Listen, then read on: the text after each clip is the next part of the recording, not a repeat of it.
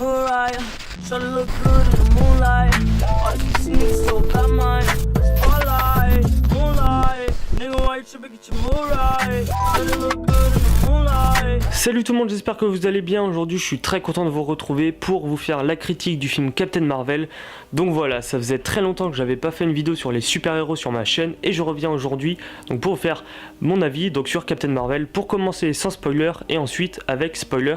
Donc c'est parti pour la partie sans spoiler. Donc qu'est-ce que j'ai pensé du film? Donc j'ai beaucoup aimé Captain Marvel, même si pour moi il y a deux défauts qui sont assez évidents dans le film, donc je vous en parlerai dans la partie spoiler, mais voilà, ça reste quand même un très bon film qui intègre parfaitement Captain Marvel au sein de l'univers donc du MCU. Donc déjà, le fait que le film se passe en 1995, pour moi ça rajoute vraiment une profondeur et un développement pour l'univers Marvel. Donc voilà, de faire un film, on voit les débuts de Nick Fury, on voit les débuts de l'agent Coulson, et on a l'arrivée de Captain Marvel qui les rencontre, je trouve ça vraiment cool. Brie Larson, que beaucoup ont critiqué pour le fait qu'elle soit assez fade dans son rôle de Captain Marvel, personnellement je l'ai adoré, je trouve qu'elle joue vraiment très bien, et elle se montre vraiment puissante, et j'aime comment Brie Larson joue Captain Marvel, je trouve qu'elle est faite pour être Captain Marvel, enfin vraiment un rôle qui lui va bien, et en plus elle est fidèle aux comics niveau physique. Donc voilà, rien à redire sur Brie Larson. Donc le duo Captain Marvel Nick Fury marche vraiment à merveille. Je m'attendais déjà à avoir un super duo dans les bandes annonces et je suis pas déçu. Donc voilà, vraiment un duo qui marche, donc ça c'est cool. Au niveau de l'histoire, donc ça je vais en parler plus dans la partie spoiler, mais ce que je peux vous dire c'est que je m'attendais pas à cette histoire, je m'attendais à une histoire beaucoup plus classique comme on nous le montrait dans les bandes annonces, mais au final ils ont quand même eu des choix assez intelligents. Donc voilà, j'en dis pas plus dans cette partie sans spoiler, mais je trouve ça bien qu'ils aient osé, même si c'était un peu risqué, de changer un peu de mode scénaristique comparé à beaucoup de films Marvel, et je trouve ça vraiment cool. Donc voilà, ça fait de ce film un film qui a une trame scénaristique différente de pas mal de films de MCU, donc je trouve ça vraiment cool. Au niveau de l'humour, alors l'humour, c'est vrai que dans beaucoup de films de MCU je trouve l'humour vraiment lourd. Là il y a 2-3 blagues qui marchent pas beaucoup, mais dans l'ensemble c'est vraiment un film plutôt fun, et quand il y a de l'humour globalement ça marche. Donc voilà, il y a 2-3 fois où tu te dis bon, ils auraient pu enlever ça, mais dans l'ensemble l'humour marche et fonctionne bien, donc pour une fois que ça fonctionne, c'est plutôt cool. Et donc le film dure un peu plus de 2 heures et franchement on s'ennuie pas, il y a de l'action, les effets spéciaux évidemment sont à la hauteur, même s'il y a une ou deux scènes qui sont pas très belles niveau effets spéciaux, mais dans l'ensemble c'est vraiment bon. De toute façon les Marvel, on n'est jamais déçu de ça. Donc voilà, donc c'est fun, c'est une bonne origin story de Captain Marvel. Je m'attendais pas à cette histoire là, mais je suis content d'avoir été surpris au cinéma. Le film fait le taf. Avant Avengers Endgame, je suis content d'avoir vu un film comme ça. Ça nous a bien développé Carol Danvers et on voit vraiment sa puissance. Donc Thanos a vraiment un adversaire de taille. Donc voilà pour la partie sans spoiler. Donc si vous voulez que je vous donne une note maintenant, je lui mets un 7,5 sur 10. Donc voilà pour la partie sans spoiler, c'est vraiment un film fun, un film bon, qui fonctionne. Donc allez le voir si vous ne l'avez pas encore vu. Et donc voilà pour la partie sans spoiler, on va tout de suite passer à la partie spoiler. Alors pour commencer, je vais vous parler de l'histoire, donc voilà. Parce que dans les bandes annonces, moi je pensais que le film ça allait être donc Captain Marvel qui va sur Terre parce qu'il y a des Skrulls qui veulent dominer le monde. Et elle va essayer d'empêcher les Skrulls justement d'attaquer la Terre. Et au final, c'est pas du tout ça. En fait, déjà, on a un bel arc narratif sur comment Captain Marvel a eu ses pouvoirs. On apprend qu'au début, elle faisait partie de l'Air Force, il me semble, elle travaillait dans les avions de chasse. Et en fait, elle collaborait avec une Kree qui voulait sauver les Skrulls, parce que les Skrulls, au final, sont un peuple pacifiste qui veulent juste la paix et qui veulent être tranquilles sur un endroit où ils seront en paix. Et voilà, la Kree avec laquelle Captain Marvel faisait ses missions, elle voulait sauver les Skrulls. Et donc voilà, au cours d'une mission, Captain Marvel a fait exploser le moteur du vaisseau, et dans ce moteur il y avait justement le Tesseract, et donc en appuyant sur la gâchette et en faisant exploser le moteur, Captain Marvel a reçu donc le pouvoir du Tesseract en elle, et c'est pour ça qu'elle est aussi puissante, et c'est pour ça qu'elle peut vaincre Thanos. Donc ça c'est vraiment cool de voir que cette super héroïne détient en elle le pouvoir d'une pierre d'infinité. Ça prouve qu'elle est vraiment une adversaire de taille pour Thanos, donc ça c'est vraiment crédible, et j'ai trouvé ça vraiment bien amené. Moi je m'attendais pas à ce qu'il y ait la pierre d'infinité, enfin le Tesseract dans ce film, donc c'est vraiment cool.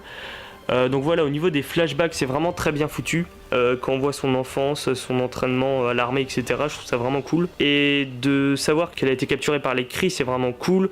Enfin, en fait, ce qui est bien, c'est que on apprend le passé de Carol Danvers en même temps qu'elle, parce que elle, au début du film, elle sait pas d'où elle vient, elle sait pas d'où elle a ses pouvoirs, et en fait on apprend les éléments de sa vie en même temps qu'elle, ce qui fait qu'on est directement attaché à ce personnage, car voilà, elle a une évolution vraiment super cool. Au début elle a pas confiance en elle, elle sait pas d'où viennent ses pouvoirs, et au fur et à mesure du film elle commence vraiment à avoir confiance en elle et à maîtriser ses pouvoirs, et bah, ça fait de ce personnage quelqu'un d'attachant et qui a une évolution vraiment cool dans le film. Au niveau de l'histoire, faut quand même, enfin c'est pas un film dur à comprendre, mais il faut quand même être à fond dedans, enfin faut pas lâcher le film des yeux, sinon on peut être un peu perdu parce qu'il y a pas mal d'informations, mais voilà, à la fin du film on sait toutes les origines, et je trouve que le fait qu'il décompose, on va dire, son histoire, son passé, sous forme de puzzle en fait dans le film, c'est-à-dire qu'on apprend des petites infos par-ci, des petites infos par-là, et à la fin du film on connaît toutes ses origines. Je trouve ça vraiment cool. Mais après voilà, le fait que les Skrulls soient au final un peuple pacifiste, un peuple gentil, ça peut ne pas plaire à beaucoup, et je le comprends. Moi personnellement je pense que j'ai pas encore assez de recul sur le film pour savoir si c'est vraiment une bonne idée ou pas, mais ce que je sais c'est que c'est une bonne idée dans le sens où au moins c'est original, au moins les Skrulls ne sont pas des méchants qui veulent détruire la Terre, mais en même temps est-ce que c'est vraiment bon d'avoir fait ça, sachant que dans les comics les Skrulls sont une vraie menace, et que voilà ils ont un pouvoir quand même assez intéressant, c'est qu'ils peuvent se transformer en n'importe qui, et que bah, au début du film c'est beaucoup fait, et j'ai trouvé ça vraiment cool. Au final le fait de savoir qu'en fait c'est un monde de bisounours, je sais pas vraiment quoi en penser. Le deuxième point qui ne peut pas plaire aux fans, c'est le changement de caractère de Nick Fury. Donc voilà, j'ai vraiment adoré la relation Carol Danvers-Nick Fury, mais c'est vrai que pour certains, et moi je l'ai pensé aussi, je me suis dit mais en fait Nick Fury il était pas comme ça dans les Avengers, dans le Soldat de l'hiver il est pas du tout comme ça. Oui en fait il change de caractère, c'est-à-dire qu'avec Carol Danvers il est très décontracté, très rigolo, très fun, et avec les Avengers il est toujours sérieux, il rigole pas, etc., ou très peu. Donc voilà, on se dit pourquoi un changement de caractère comme ça. On peut se dire plusieurs hypothèses, c'est que au fil du temps il a pris de la maturité, parce que dans Captain Marvel on a aussi une sorte d'origin story pour Nick Fury qui prend pas mal de place dans le film et qui débute dans le Shield avec Phil Coulson. Donc voilà, on peut se dire qu'il a pris de la maturité, mais c'est vrai que même en se disant ça, ça fait une petite incohérence, parce que dans Captain Marvel il est très fun, et puis dans les Avengers il est très sérieux. Donc à voir si Nick Fury rencontre Captain Marvel dans Endgame, pour voir si c'est juste qu'il s'entend très bien avec Carol Danvers, ou si c'est qu'il a pris de la maturité. Donc voilà, personnellement j'aime beaucoup ce Nick Fury beaucoup plus décontracté, mais c'est vrai que si on prend tout l'univers du MCU, ça fait une incohérence sur le fait qu'il change totalement de caractère. Donc je comprends que ce point aussi ne puisse pas plaire à tous les fans, mais personnellement ça m'a pas dérangé parce que ça fonctionne vraiment bien. Donc voilà, au niveau de l'histoire, c'était vraiment cool, vraiment prenant, même s'il y a quelques points qui peuvent titiller les fans. Personnellement ça m'a pas vraiment gâché l'histoire, j'ai trouvé ça plutôt original, et les retournements de situation sont vraiment pas mal, donc ça c'est vraiment cool.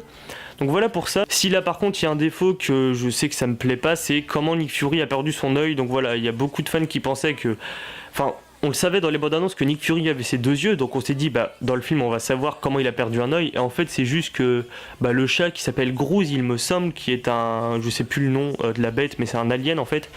En fait le chat griffe juste Nick Fury à l'œil, et puis hop, Nick Fury a perdu son œil. Donc voilà, c'est un peu con. Sur le coup c'est marrant, ça va, mais bon, c'est vrai qu'on s'attendait à une scène beaucoup plus badass, un truc beaucoup plus guerrier, connaissant Nick Fury qui a fait beaucoup de missions. Voilà, mais au final c'est juste il se fait griffer l'œil, donc c'est pas ouf. Donc voilà, ça je pense que c'est pas une bonne idée de faire ça. Et puis ça apporte, enfin honnêtement ils auraient pu le laisser avec un œil crevé dès le début de Captain Marvel, même si c'était 20 ans avant, plutôt que de faire ça. J'ai pas trouvé ça ouf.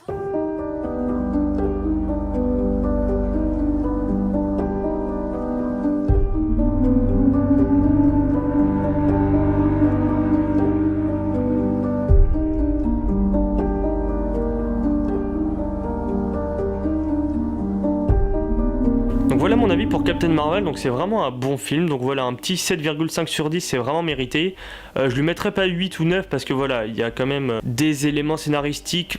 Après ils ont osé, ils ont tenté, ça marche ou ça marche pas, ça c'est les fans qui se font leur propre avis. Pour moi, je pense qu'il y a des idées qui auraient pu être mieux développées, mieux écrites, mais voilà, dans l'ensemble, ça reste quand même bon, ça reste quand même un très bon divertissement du MCU, et ça nous introduit parfaitement Captain Marvel dans l'univers du MCU, et c'est vraiment un ennemi de taille pour Thanos, donc j'ai très hâte de voir sa rencontre avec les Avengers dans le prochain film, et aussi de savoir pourquoi Nick Fury n'a pas appelé Captain Marvel quand il a créé les Avengers, quand il a regroupé les autres super-héros. Pourquoi ça fait 20 ans qu'ils sont plus en contact. Donc voilà, peut-être qu'on va avoir ces réponses dans Avengers Endgame. Mais en tout cas voilà, c'est un bon film qui intègre bien Captain Marvel avec une origin story qui est assez originale.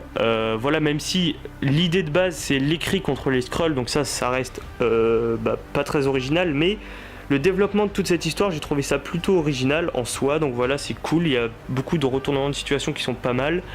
Donc voilà pour mon avis pour Captain Marvel, vraiment sympa.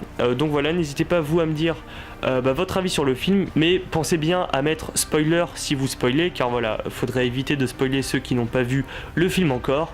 Donc voilà pour Captain Marvel. Donc moi je vous retrouve bientôt pour une prochaine vidéo. Allez, salut tout le monde.